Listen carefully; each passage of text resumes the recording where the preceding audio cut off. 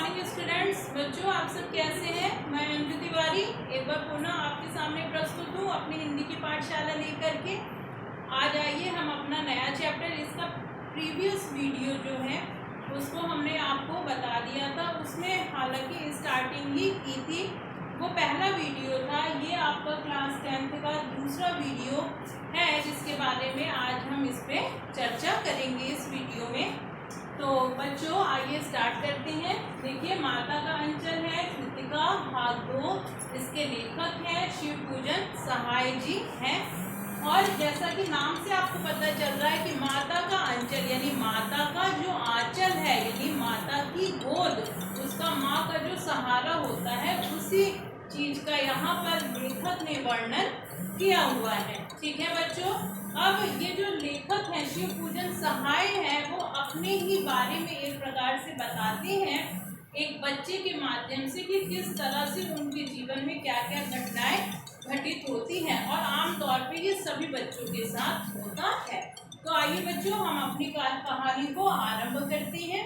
बच्चों देखिए, इसमें जैसे 2 लाइन का कोटेशन हमने लिखा है कि जहाँ वो बच्चों का संग वहाँ बाजे मृदंग, यानी जहाँ पर ढेर सारे बच्चे होंगे तो वहाँ कोलाहल होगा, हल्ला होगा, शोरगुल होगा।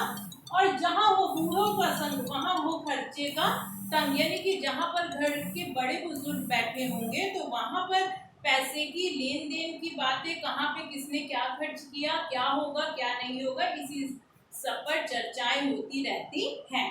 तो अब बच्चों हमारी कहानी स्टार्ट होती है। एक तारकेश्वर नाथ नाम का बच्चा रहता है। ठीक है, मेरे बचपन का पूरा नाम जो है वो तारकेश्वर नाथ है।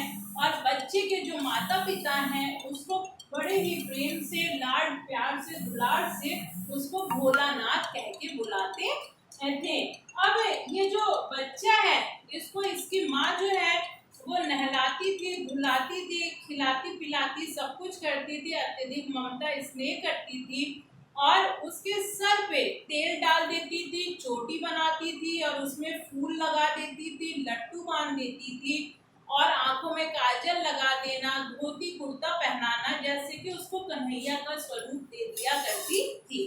फिर देखिए बच्चों, हमने यहाँ लिखा है कि त्रिपुंड भभूत का, यानी कि जो बच्चा रहता है वो अब पूजा पाठ करने के लिए किसके साथ बैठता था? अपने पिताजी के साथ बैठता था। और उसके पिता जो हैं वो जो है ऐसे 3 रेखा खींच के बनाया जाता है, मस्तक पे जो तिलक लगाया जाता है वो भगवान शिव का बनाया जाता है, उसको त्रिपुंड कहा जाता है। तो उसको उसके पिता लगा देते थे। अब जब भी पूजा पाठ होता था तो उसमें वो बच्चा जो है, अब बच्चे की बालक बुद्धि वो क्या करता था, पिता पूजा पाठ करते थे और जो ये भोलानाथ रहता है ये शीशा लेके बार बार अपना मस्तक देखता था, यानी अपना जो टीका किया गया है, जो त्रिपुंड लगाया गया है उसको देखता था। और उसे ऐसा लगता था कि ये त्रिपुंड जो मेरे माथे पे लगा दिया है पिता ने, इसको लगाने से मेरा जो चेहरा है वो खराब लगने लगा है। और जब उसके पिता उसको देख लेते थे दर्पण को निहारते वक्त तो वो शर्मा जाता था। और बच्चा जो है वो सब खेलता कूदता था, सारी मस्ती जो है वो अपने पिताजी के साथ करता था। एक बार वो क्या करता है, जाता है, बहुत बच्चों के साथ खेलता है और खेलते खेलते वो जंगल में निकल जाता है।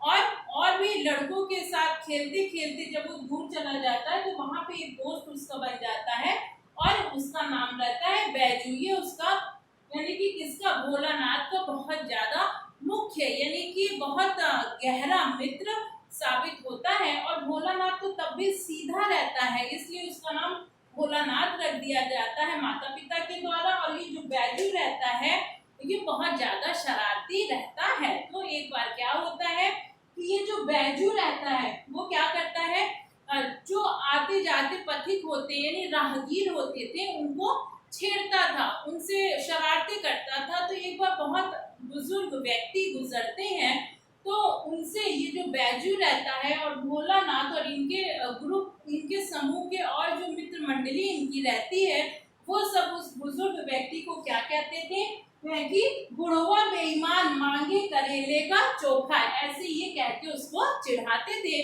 और वो बुजुर्ग व्यक्ति क्या करता है, भोलानाथ की पाठशाला में जाकर के शिकायत कर देता है। फिर वहां से उसके टीचर टीचर जो है वो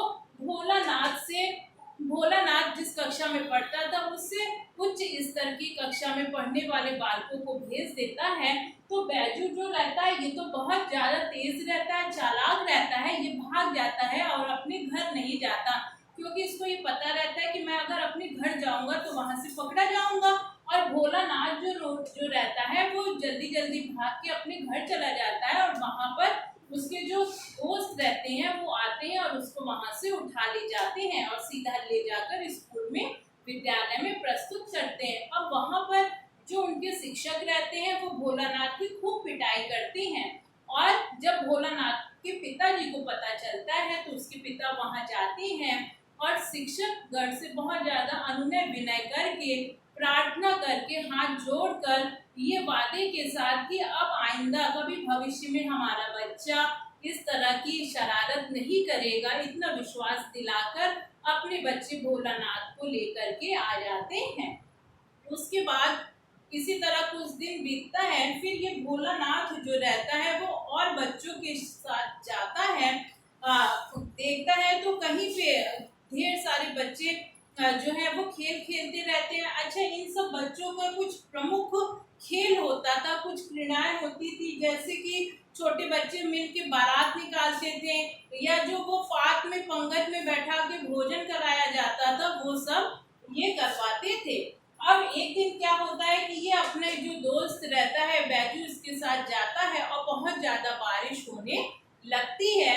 और अच्छा, यहाँ पे देखिए बच्चों ये लिखा है कि का पकाई गरम गरम हुआ हम सब खाई, यानी कि जब ये सब बच्चे खेल खेलते थे पंगत में बैठा के, यानी पात में बैठा के एक साथ जब सबको भोजन परोसा जाता था तो उसी में ये इनके पिता भोलानाथ के आके बैठ जाते थे और जब वो आकर बैठते थे तो सारे बच्चे भाग जाते थे।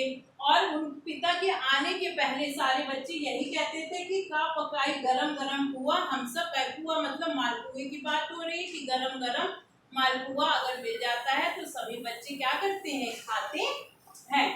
अब जो है फिर उसके बाद जैसे कि हर दिन बीतता जाता है और एक बार क्या होता है कि जो बच्चे के पिता यानी भोलानाथ के जो पिता रहते हैं वो बच्चे को छोटा छोटा बाइट यानी रोटी का टुकड़ा जो है और उसको थोड़ा छोटा छोटा जो है वो कट करके खिलाते थे भोलानाथ को। तो उसकी माँ जो है वो कहती थी, वो क्या कहती थी कि मर्दऊ का जाने बच्चे को खिलाना, यानी कि ये जो पुरुष वर्ग है ये नहीं जानते कि बच्चे को कैसे खिलाया जाता है। तो माँ की ममता है वो क्या कहती थी कि जब खाएगा बड़े बड़े कौर तब पाएगा दुनिया में ठौर, यानी कि जब बच्चा पूरी तरह से खाना खाएगा तभी तो उसके शरीर में ताकत आएगी, तभी तो वो मजबूत बनेगा और तभी इस दुनिया का सामना कर सकेगा। तो इस प्रकार से वो भोलानाथ को जैसे थाली मिले कि ये हंस का कौर है, ये लोमड़ी का है, इस तरह से सभी जानवरों के कौर बना बना के उसको खिलाती थी। और भोलानाथ भी चतुर रहता था, वो सभी पक्षियों और जानवरों के नाम पे सारा खाना उड़ा दिया करता था, मतलब उड़ाने का मतलब है कि खा लिया करता था। ठीक है बच्चों, फिर